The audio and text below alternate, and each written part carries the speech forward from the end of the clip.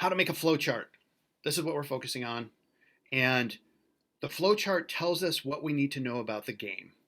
And to do that, we go to draw.io. Now, when I type in draw.io, it's going to redirect to this. And then I log in with my Google account.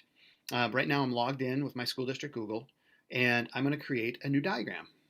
Now, if we already had one, we can open it up, but I want a flowchart, okay? And I'm going to create that. Use root folder. Now check this out.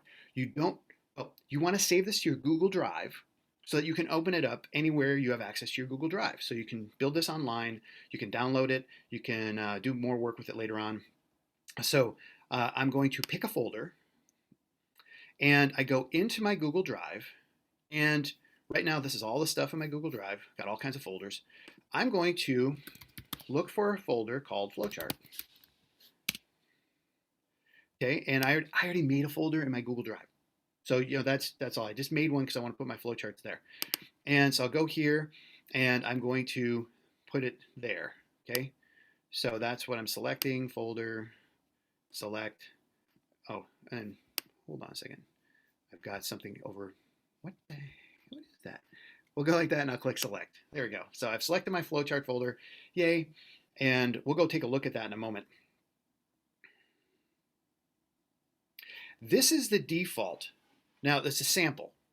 So let me show you this. Lamp doesn't work. Lamp plugged in. This is a decision block. I'm going to show you what these blocks mean, but each one of these shapes has to be chosen specifically for what its purpose is.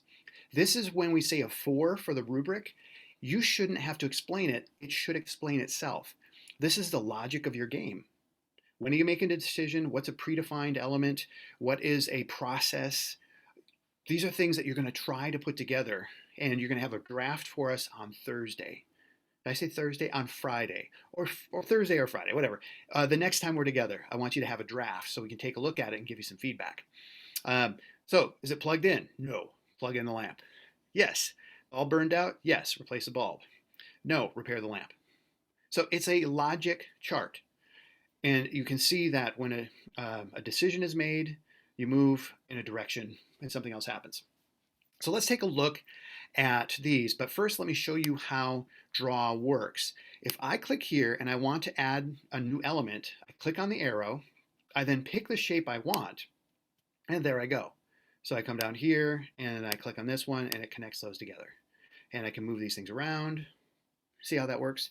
When I click File and Save, right here, it's automatically saved into my folder. Now, it's not named anything great. So I'm going to name it after Thingy, my game.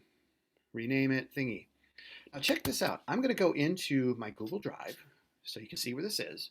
And this is true like with people with Construct. You're like, oh man, Construct we have to save someplace, and our Google Drive is probably the best place to do that. If I go into my drive and I search for flowchart, or flowcharts, I can't remember, was that plural? Here we go, waiting. Hey, there's flowcharts. We'll click here. I have 2 of them. So we'll see if we went to the right folder. We got a 50-50 chance. Nope, wrong folder. And so we'll try this folder. There it is. Okay, it's right there. Now, if I wanted to open it back up, I just double click on it, and Shazam, I'm going to see that, and then I can open it up and I can continue working on it. Okay, so that's how I open it, save it, and I can go back to it. Again, I recommend making a folder inside your Google Drive so that you can do that. Now I'm going to go back here, and what you also want to know is that you can export it as a JPEG. So I'm going to do this, and I'm going to export it, and I'm going to put it on my device. And I'm just going to put it on the desktop, and there it is. Okay. Now I'm doing this because I want to put this into my Dundoc, my GDB. Okay, so I'm going to come over here, and I'm going to put this in here. First, I got to log in, and I click sign in. And let's look. at project, I'm going to go over here to create a life. This is a project I'm working on. Now, the person who had a question about how to put stuff into this document, it's a little confusing at times. So I'm going to demonstrate that. But essentially, I go to the section, and right here is what I wanted people to do last week, is to come into this section and to add a description here and identify a genre. And so you just click here and you write down, not this part right here, but just in the second one. So gameplay, click on this, you can see where the text is, okay?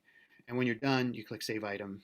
I haven't done anything to each one of these sections, but this was due earlier or last week. Get this top section done, okay?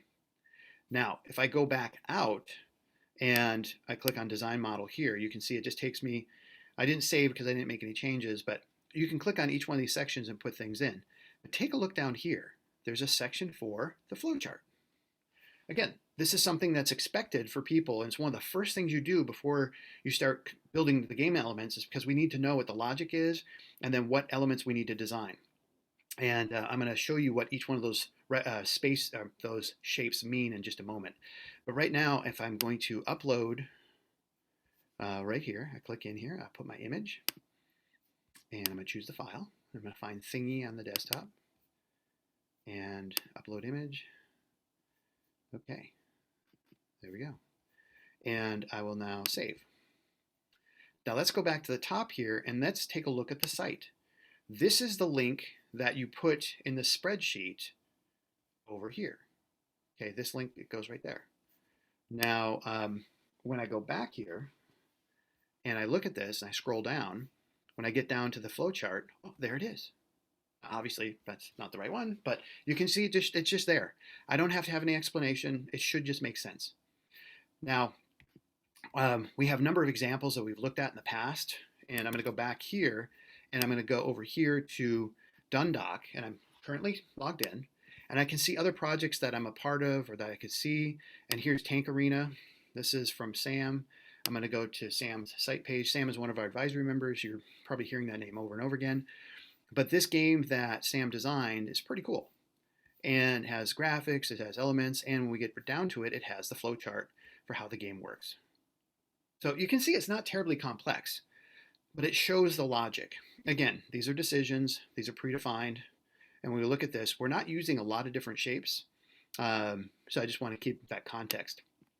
Now, let's talk a little bit more about how to make a flowchart. So here's PacMan. So if you look at any of the games that you like, you can make a flowchart about it. And what I want you to know, and you'll have access to this file. This is a video explaining how they made this game and what each one of these things means. And that's kind of a fun little graphic. But these are what each one of the shapes represent. And I'm going to scroll past this because we have a number of them we can choose. But these are the most common ones that people use. Okay, so let me make this a little bit bigger. So the symbol, this is just like the flow of control. That's I like to think of it this way. So this is how you start. Then you put this line. You go to either a decision or a process. And when you come to a process, there's usually a predefined routine or subroutine. And that is when you get to a process, this might be the decision takes you to picking a weapon. So here's the weapon selection. And then next to it, you would have these, which would be every single weapon you could pick. This would be weapon 1, there'd be another one with weapon 2, and so on and so forth. If we are to look at some samples, you can see that. So right here, when you get to this process, these are predefined. That means these are graphics that are made, these are avatars, these are sound effects. There's different things, but this is somebody could build these for the game. And again, this is the logic of how we move through the game. So you start, and then you set the game up, and then you go here or here, and then when you come back here, it comes back, and then you come back through, and then you go here, and then you make some choices, and then you make another choice here, and then you can go up here. Anyway, so this is what they look like. And when they get complex, this is a very detailed game that a student is making. And so each one of these helps explain what's going on. And as a reminder, when you are making the flowchart, you could do one of these for checkers or chess or any game. but the logic should make sense. All right. And what I want you to do is start your game idea that you have, that you started with your Dundoc, with your DDD, and start a flowchart.